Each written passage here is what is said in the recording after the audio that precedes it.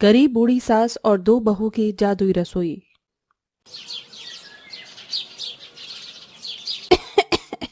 हाय दैया, इस मरे चूल्हे के धुएं में खाना पकाना कितना कठिन है। रसोई संभाला तो देश संभालने जैसा है।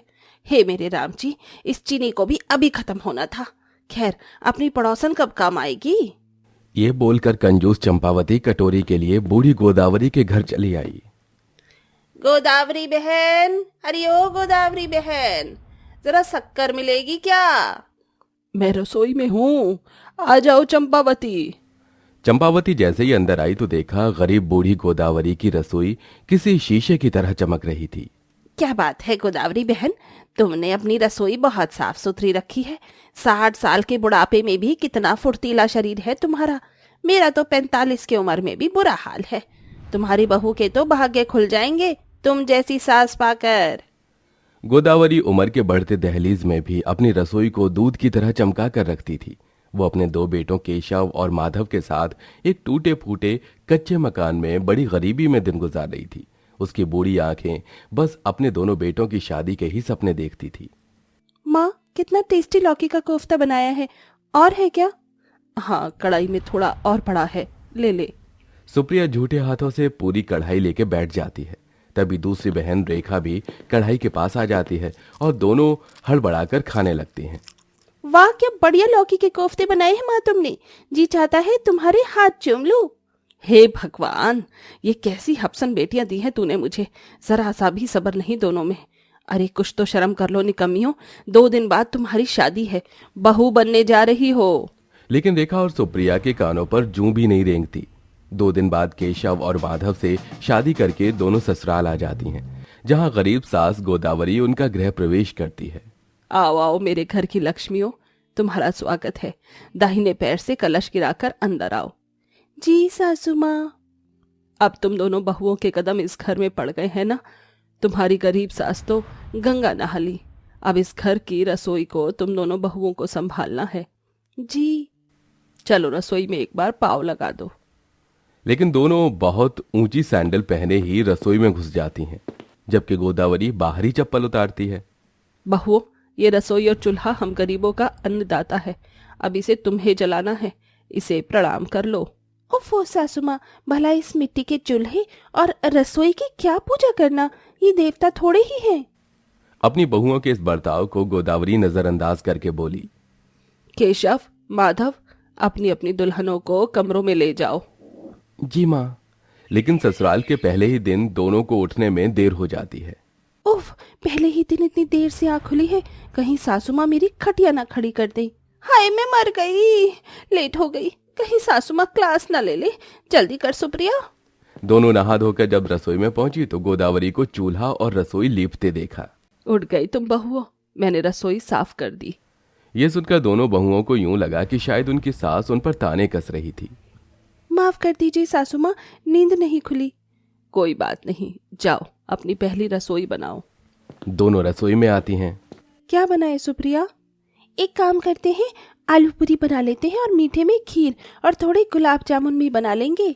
लेकिन जैसे ही दोनों बहुएं राशन के कनस्तरों को देखती हैं, उसमें जरा सा आटा छोड़कर और कुछ भी नहीं था। दोनों बहुओं का मुंह बन जाता है और वो कुड़कुड़ाने लगती हैं। हाय दैया, ये क्या, बस इतना सा आटा, इतने में क्या ही होगा सुप्रिया। वही तो, हमारी गरीब बूढ़ी सास की रसोई बस देखने में ही चमचमाती हुई है और अनाज तो बस मुट्ठी भरी है। एक तरफ जहां दोनों बहू रसोई में बड़बड़ा रही थीं, वहीं बाहर उन दोनों के पति खाने की बाट जो रहे थे। अरे सुनती हो, कहाँ रह गई रेखा? अरे कुछ बनाया कि नहीं? दोनों खाली हाथ बाहर आती हैं। क्या बात है बहुओं, तुम दोनों खाली हाथ चली आई, कुछ भी नहीं बनाया। क्या पहली रसोई में तुम लोगों ने। कुछ होता तब तो बनाती, जरा से आटे के अलावा कुछ भी नहीं है रसोई में।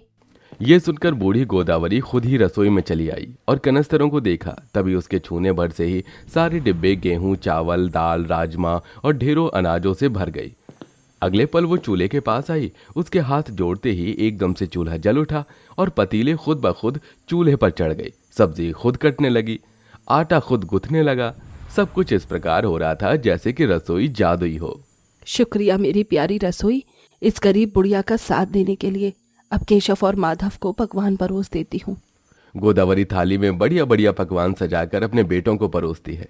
ये देखकर दोनों बहुएं दंग रह जाती हैं और फुसफुसाने लगती हैं। सुप्रिया, ये सासू माँ जरा से आटे से इतने पकवान कहाँ से पका लाई? मुझे तो ऐसा लग रहा है जैसे हमारी बूढ़ी सास कोई टोना टोटका जानती है, या फिर हम दोनों बहू को नीचा दिखाने के लिए इन्होंने राशन छुपा दिया। जहां दोनों बहुओं के मन में अपनी गरीब बूढ़ी सास के प्रति गलतफहमी पैदा हो जाती है, वहीं गोदावरी मन ही मन मुस्कुराई जा रही थी।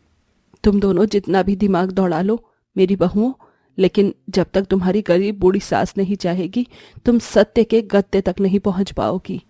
खा पी कर दोनों भाई मजदूरी करने चले जाते हैं। इसी तरह से दिन गुजरते हैं। जब भी दोनों बहुएं खाना पकाती तो कोई न कोई घटी रह ही जाती। अब बीतते महीनों के साथ दोनों गर्भवती हो जाती हैं।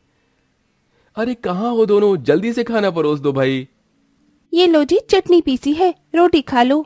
चटनी देखकर दोनों बौखला जाते हैं। हम दोनों भाई इतने महंगे दाम की सब्जी अचार डालने के लिए नहीं लाए जो तुमने चटनी पीस ली। सारी सब्जी गल गई, इसमें हम बेचारी बहुओं की क्या गलती? ठहर जाओ, तुम दोनों भाई से रोटी नहीं खाई जाती है, मैं कुछ बनाकर लाती हूँ। गोदावरी एक बार फिर रसोई में जाकर किवाड़ लगा लेती है और अपने हाथ को हवा में जादूगरनी की तरह नचाने लगती है। ए मेरे जादुई रसोई, मुझे पालक पनीर दो। बूढ़ी गोदावरी के ये बोलते ही एक चमचमाती रोशनी के साथ पतीली स्वादिष्ट पालक पनीर से भर जाती है। लेकिन खिड़की से दोनों बहुएं जादुई रसोई का सच देखकर दांतों तले उंगली दबा लेती हैं। अच्छा, तो हमारी बूढ़ी सास की रसोई जादुई है। मैं तो पूछ कर रहूंगी कि सासू माँ ने हमसे इतनी बड़ी बात छुपाई क्यों? गोदावरी पालक पनीर की सब्जी अपने बेटों को खिला देती है। वहीं दोनों बहुएं आंखों में आंसू लिए अपनी सास से नाराजगी जताती हुई बोली। क्यों सासू माँ, आपकी बहू बनने में हमने ऐसी कौन सी कसर छोड़ दी थी जो आपने हमें इतना सताया और हमें जादुई रसोई के बारे में नहीं बताया? कौन सी जादुई रसोई? ये तुम क्या बोल रही हो बहुओं? इस सच को झुठलाइए मत माँ जी। हाँ, तुम दोनों ने सही देखा, तुम्हारी गरीब बूढ़ी सास की रसोई जादुई है। मैं हमेशा से चाहती थी कि मेरी रसोई मेरी बहू संभाले। मेरी रसोई में माँ अन्नपूर्णा का वरदान है। मैं हर दिन उनके लिए सबसे पहले खाने में से भोग निकालती थी। इसीलिए भी तुम्हारी इस गरीब बूढ़ी सास की रसोई में बरकत बनी हुई है। जब तुम दोनों इस घर में दुल्हन बनकर नई नई आई थी, याद है क्या कहा था मैंने? हाँ सासू माँ, आपने हमें रसोई को प्रणाम करने को कहा था, लेकिन हमने नहीं किया। ठीक कहा बहू, इसीलिए मुझे तुम दोनों को गरीबी दिखानी पड़ी ताकि तुम सबक ले सको। अगर अभी से भी तुम इस गलती को सुधार लो तो यह अधिकार तुम्हारा होगा। लाओ अपना हाथ दिखाओ। दोनों बहुएं अपना हाथ बढ़ाती हैं। तभी बूढ़ी गोदावरी के हाथ में से एक सुनहरी चमक उनकी हथेलियों में आ जाती है और दोनों जादू चलाती हैं।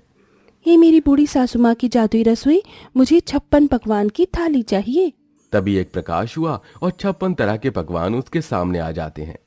ये तो कमाल हो गया सुप्रिया दी, 56 पकवानों को देखकर मेरे मुंह में तो पानी आ रहा है। तभी दोनों के पति ये अद्भुत दृश्य देख लेते हैं। ये क्या रेखा, तुम जादूगरनी की तरह जादू कैसे कर रही हो? डरो मत माधव, अब वक्त आ गया है जब तुम भी सच से रूबरू हो। मैंने तुमसे एक बात छुपाई है। वो क्या बात है माँ? तुम्हारी बूढ़ी माँ की रसोई जादुई रसोई है। जादुई रसोई? जादुई रसोई? तुमको याद है कुछ साल पहले जब हमारे घर के दिन बहुत बुरे चल रहे थे, इस बीच एक साधु बाबा हमारे घर आए थे। हे ईश्वर, ये तू इस गरीबी में हमें और कितने दुख भरे दिन दिखाएगा। आज ऐसे हालात हो गए हैं कि एक रोटी भी नहीं है घर में। तभी एक साधु भिक्षा मांगते हुए आया। भिक्षा दो मैया, भिक्षा दो। गोदावरी के छलकते आंसुओं ने साधु को देखकर कहा, क्या दूं बाबा, मुझ बुढ़िया के पास तो कुछ भी नहीं है। तो 2 रोटी ही खिला दो। ये कहकर साधु वहीं बैठ जाता है और गोदावरी रसोई में जाती है, जहां हर डिब्बों में जरा जरा सा आटा था। उसे इकट्ठा करके वो 2 रोटी बनाकर साधु को खिलाती है। तभी जाते जाते साधु आशीर्वाद देता है। हे माई, तू जितनी गरीब है तेरा दिल उतना ही बड़ा है। जा, आज से तेरी रसोई जादुई रसोई हो जाएगी। उस पल के बाद से बूढ़ी गोदावरी की रसोई जादुई हो जाती है। गोदावरी न सिर्फ अपनी बहुओं बल्कि अपने बेटों को भी सच बताकर दोनों बहुओं को जादुई रसोई का अधिकार दे देती है, जिसके बाद दोनों बहुएं अच्छे से रसोई संभालती हैं और हर दिन बढ़िया बढ़िया पकवान बनाया करती और पूरे परिवार को खुश भी रखती हैं।